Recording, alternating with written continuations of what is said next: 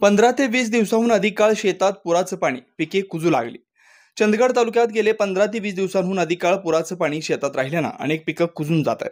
घटप्रभा व ताम्रपर्णी नद्यांना आलेल्या पुरात दोन्ही नदीकाठावरील सुमारे 2393 हेक्टरवरील पिकांना पुराचा फटका बसला.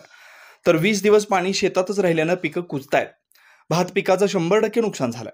तर ऊस पाण्यात बुडाल्यानं मुळे कुजले. सर्व पिकांचा अक्षरशः चिखल झाल्यानं शेतकरी हतबल झालाय. पिकांचे पंचनामे करून तात्काळ नुकसान भरपाई द्यावी अशी मागणी जोर धरू लागली.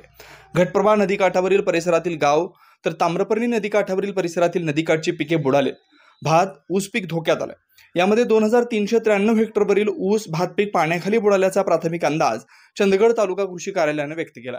तर पूर ओसरला असून प्रशासनाला प्रत्यक्ष जागेवर जाऊन नदीकाठावरील पिकांचे पंचनामे करण्याचे आदेश दिलेत. त्यामुळे शासनानं पंचनामे सुरू केलेत. चंदगड तालुक्याचे कृषी अधिकारी ढवळे म्हणाले की चंदगड तालुक्यातील घटप्रभा व ताम्रपर्णी नद्यांना आलेल्या पुरात ऊस भात पिके कुजून गेलेत. शासनाने पंचनामे करण्याचे आदेश दिलेत.